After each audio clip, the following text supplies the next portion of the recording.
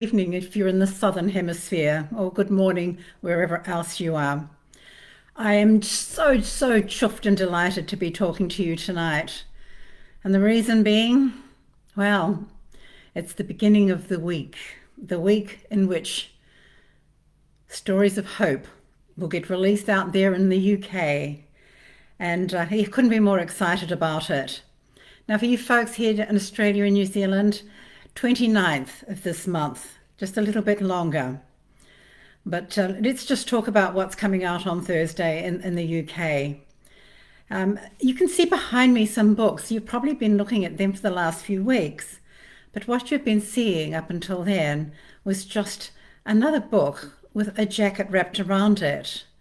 I now have in my possession the real thing. They're the real thing. This is the real thing. And I can't tell you how exciting that is. I mean, wow, to rub your hands over it and to feel it and to flick through the pages. It's just wonderful. And my thanks to everybody at Bonnier in the UK and of course Benny here in Australia for making this puppy happen.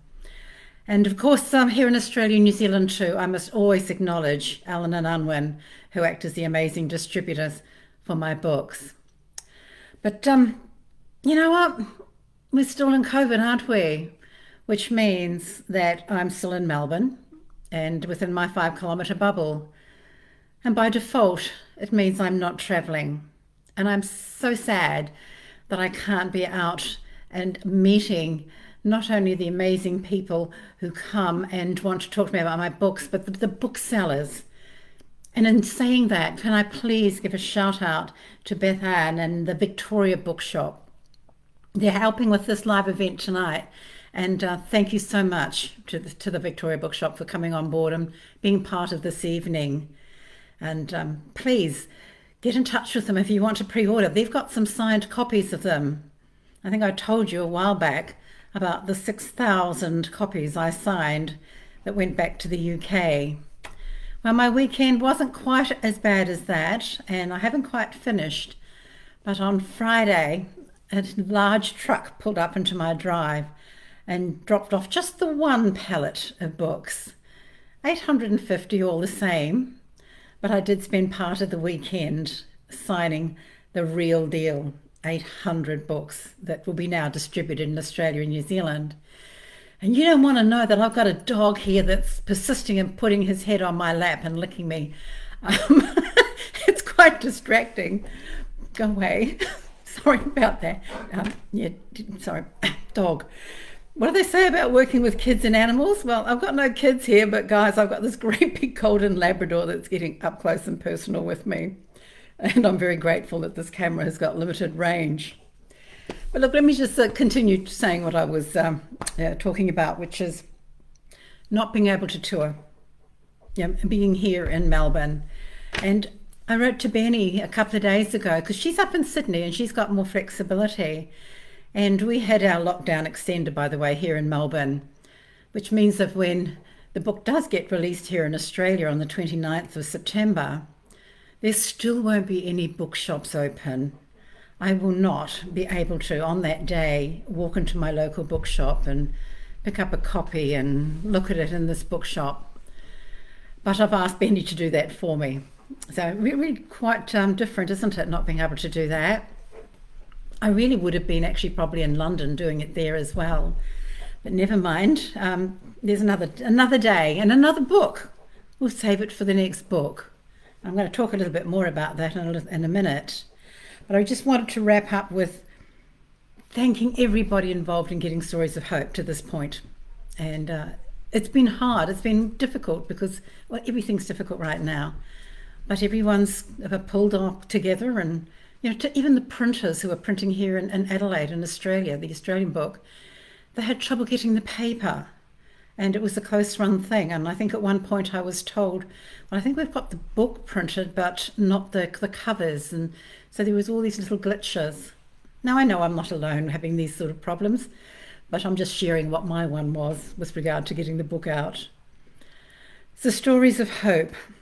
I've been doing these amazing podcasts and talks, particularly into the UK in the past week or 10 days, and I've got a whole lot more lined up starting, well, tomorrow and fairly intense next 10 days.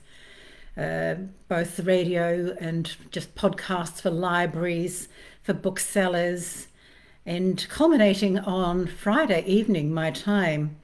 I seem to be having back to back. I'll be chatting live onto Sky television network in the UK, and about an hour later, the BBC live breakfast television. So thank you to those wonderful people at Bonnier once again, Francesca and Claire and the others, Blake, involved in arranging these incredible opportunities for me to be able to talk about this book. And wow, just the interviews I've done recently, I know that the interviewers on the other end of the Zoom or the Skype or I've learned another couple of new ones, by the way. One's called CleanFeed and the other one's called Zencaster. Yeah, how about that? All these platforms popping up in response to COVID and the restrictions it's putting on us and being able to reach out. And and talking to these wonderful people over in the Northern Hemisphere and in the UK. Well, it was Wales BBC last night, by the way. And well, it's interesting the number of people who said to me how timely it was of you to, get this book published and to have got it out so quickly. And well, I've had to point out to them that my writing this book had nothing to do with the current pandemic we're in. It was started about this time last year. Fortuitous, I don't know what you want to call it, but I guess everything in life is timing, isn't it? Well, my timing is with getting this book out. Now, from that book, of course, it just leads me to the next book. And here I'm going to give you a few teasers. I want to tease you guys. I already have, and what I have spoken to you about is what the story is. The three sisters, these brave three young girls and their survival.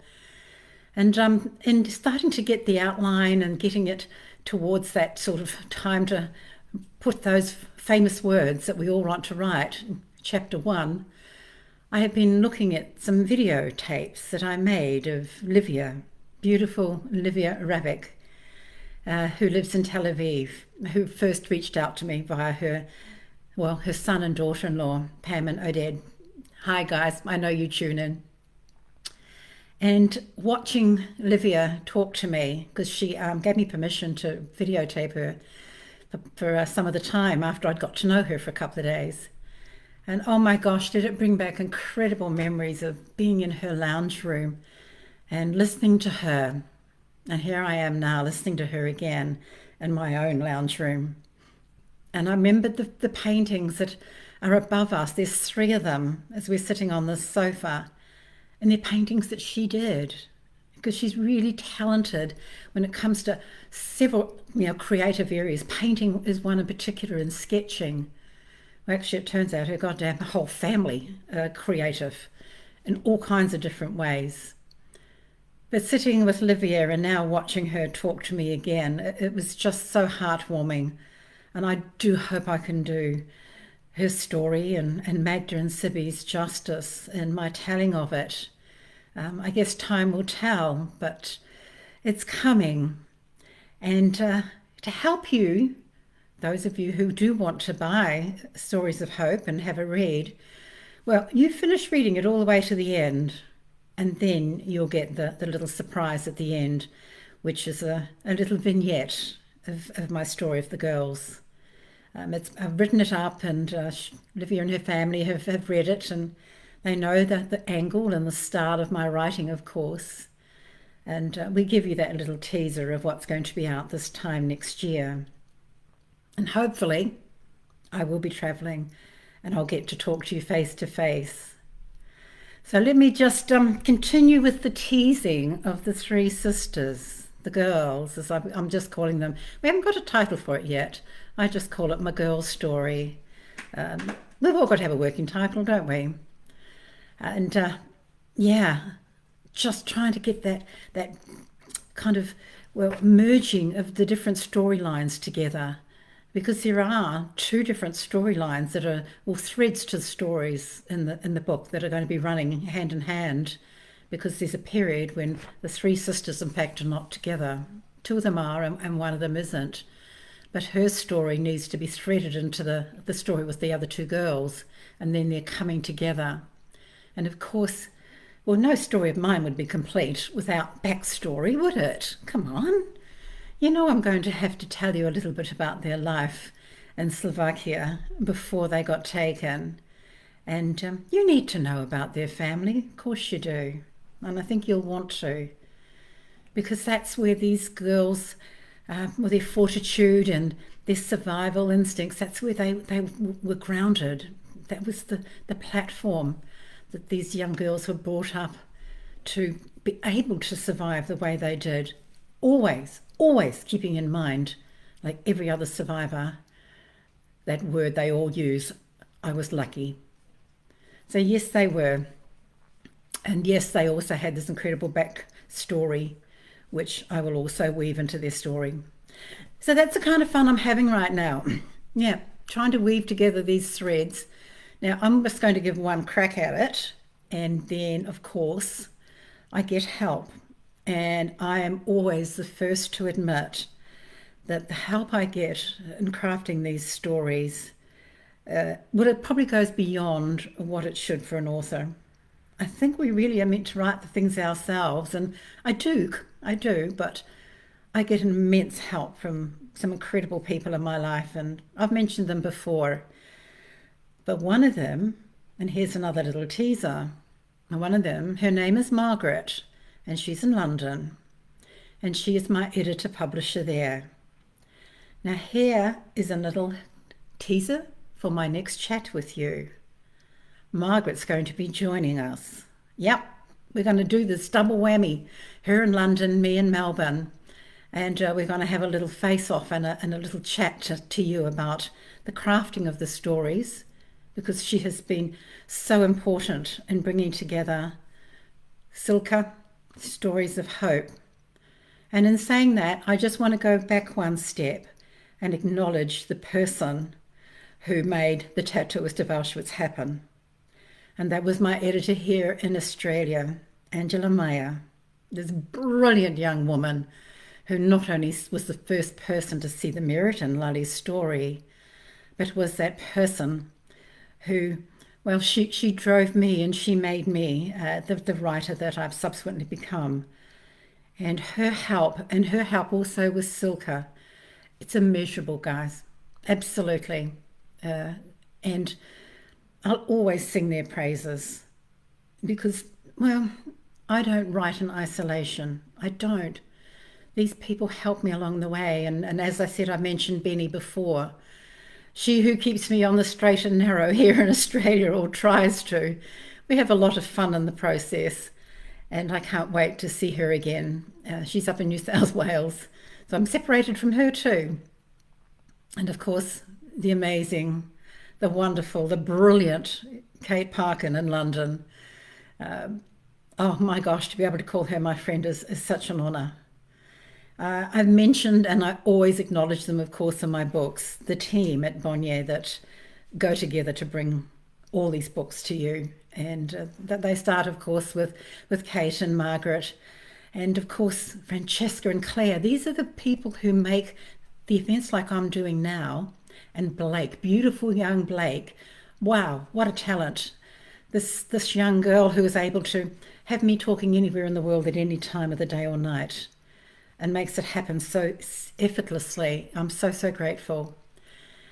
Now, they make all this happen in terms of my talking to you, but they're another team behind them again, and the marketing team of Stephen and his workers and co. And I can never, ever not talk about the people at Bonnier without bringing in Ruth and Ilaria. You know, I've kind of, well, boasted that my book, well, particularly Tattooist and now Silka, is sold in many countries. Well, that only has happened because of these lovely ladies of Ruth and Ilaria and the team in what's called the rights department. So huge shout out to them. And I love the correspondence I have with them as publishers that I have connected with, like in Hungary and Poland and Slovakia and Czech Republic and South Africa. they are the ones who work with them and then bring me in at the tail end when the deal's to be done. And they're the people I then form relationships with and travel and meet. And yeah, some of them I call my friends, and we have some amazing correspondence between us. Got off the track a bit tonight, haven't I? I wanted to just talk to you about stories of hope, but no, it's because I'm wanting to talk about Margaret coming on board next week. Now, we'll talk about it some more no, not next week, 2 weeks' time. We'll talk about it then. But I want to tell you in advance that my last trip to Slovakia, Margaret came with me. It was when we were doing the final bits of research for Silka. Wow, what a time we had. We were based in Koshita, which is the really only city or town where accommodation is available to us. But all the places we needed to go to were the proverbial 1 hour away. I love the people in Slovakia. If you ask them how long it is to get anywhere, they just always say about an hour. So everything's an hour away from everywhere else. And you don't bother looking at your watch when you're travelling there because you don't want to pull them up. But Margaret was with me. And from Koshita, we travelled, of course, to Krumpaki, Lali's hometown. And I got to introduce her to the people there, the mayor and the deputy mayor and Anna and Linka and all these amazing people who are part of my life in Krumpaki. And I also introduced her to Slivovitz. I didn't warn her that when you're given a glass of Slivovitz, you don't sip it, you scull it. It's the only way to get it down. And as we took our glasses, and I took mine, and down it went, and I looked over, and there was poor Margaret sipping away and trying to keep a straight face. In honour of her being there with me in Krumpaki, I have tonight, you may not be able to see it too clearly, but squeezed between the two books over that shoulder, The Tattooist and Silka, is a bottle of Slivovitz. It was one of the ones given to me on my most recent trip back there. I always come away with bottles of it. But we also went to Sabanov and to Bardashov, these other beautiful little towns, again, all an hour away from Krumpaki, an hour away from Koshita, an hour away from each other. And we were meant to be going back there sometime probably in the next few months, because there's the other town I need to go to. It's the town that the sisters came from, the same town that Gita came from. Vranov, or to be more precise, Vranov nad Topolo. Please excuse my pronunciation, my friends in Slovakia. But the reason I have to, distinguish it, the two Vranovs, I'm told, is that there is another Vranov. And the Vranov nad Topolo, where we'll be going, where Gita and Livia and Sibi and Magda came from, it has that little tag, non Topolo, which indicates it actually has a river running through it. And I haven't been there yet, and I look forward to going there. And I'm going to drag Margaret along on that too. But maybe she and I can sort of fight that one out in 2 weeks' time when she's here with me. Something tells me she's not going to object. But yeah, look, what else can I say? I asked if any of you had any questions that she wanted to fire at me. And all I want to say, Gerald, who sent me a message, I will send you some questions. He and his book club are doing Silka, and he's written to me asking me if I could give some questions for them to consider when they meet at the end of the month. I'll get back to you privately and get those to you. And hopefully, oh gosh, please, let's just give all once again our thoughts and our blessings and whatever you send out personally to all those wonderful frontline workers and scientists that are trying to, find that vaccine that's going to make my travelling possible again. And by the way, hey, listen, what I'm going to do is I haven't got permission to do this, but hey, I'm going to do it anyway, because it just occurred to me that when I was doing the dedication for this book, I thought long and hard about who did I want to dedicate it to. Now, my other one, The Tattooist, of course, I dedicated it to my husband and children. And Silka, I dedicated that to my grandchildren. And when I thought about stories of hope, it occurred to me, who is it and where is it that we get our hope from? I've talked about my great-grandfather Gramps and his role in my book. And so, of course, I was going to dedicate it to him.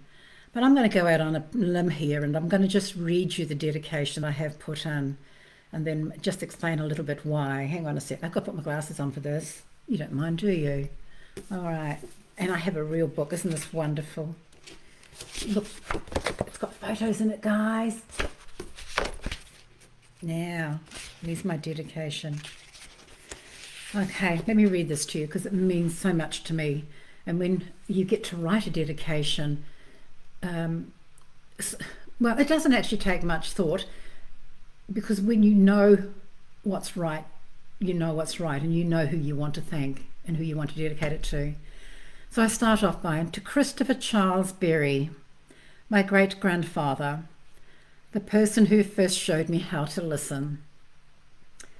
To the first responders around the world who are bravely fighting to keep us safe, giving us the hope we need during this pandemic for a brighter, better future. To the staff, patients, and their families I was honoured to work with and engage with during my time at Monash Medical Centre in Melbourne. You showed me how to care. And I really mean that. And the reason why it was important for me not only to just have my grandfather and to have first responders in general acknowledged, but I've been thinking a lot about my colleagues or my past colleagues at Monash Medical Centre. And I see one of them's name has just popped up on my little chat comment beside me. Hi, Bella. Can't wait to see you again. Bella, one of the social workers I worked with for all of those 20 years. Credible woman. Yeah, amazing. And she was what I called my Jewish friend when I was working with Lully, and she helped me so much, by the way, in helping to understand some of the culture and the practices of the Jewish faith. But of course, I've been thinking a lot about the people at Monash Medical Centre in the last 6 months and what they're doing, and I've tried to picture what it must be like for them every day going to work during a pandemic and knowing that a couple of years ago I would have been there with them. One thing which I have established, though, which would have made my being there quite difficult, is the wearing of a mask. Yes, I have to wear one every time I go out, and I do, but I have yet to really adapt to it in any way, shape or form. My glasses fog up. I find myself struggling to sort of breathe through it, and every time I do that, which is every day nearly, I go for a walk or twice a week to the shops, then I automatically think of everybody at Monash Medical Centre, and particularly those people I know that are still working there in the department I worked in. And look, I praise them, I honour them, and I needed to acknowledge them in this book for their worth and their value. You know, one of them, oh my goodness, a few weeks ago she put a photo, a selfie of herself on Facebook. I'm on Facebook with her. She'll know who I am if she watches this or sees it. But she put a selfie up of her in full PPE gear. From the gowns to the masks to the caps to the screens, the whole kit and caboodle. And mentioned that is how she appeared talking to a family and having to talk about bad news. We'll just leave it at that. To not be able to reach out and touch somebody, to be able to look them in the eye and not peer through a mask, gloves, well, not gloves, but glasses and a face shield. I can only imagine the toll that would be taking on all those people that I know so well at Monash. And I'm just really referring this right now to the social workers, but of course the medical and the nursing. It's got to be tough, guys. Jeez, it's got to be tough. And my heart does break for you, it really does. But just know you are doing such a fantastic job. I know you are. We all do. So that's why I had to acknowledge you in this book. And that got put in. And, well, today I actually put in the post the first 2 copies that left my home to somebody other than my family.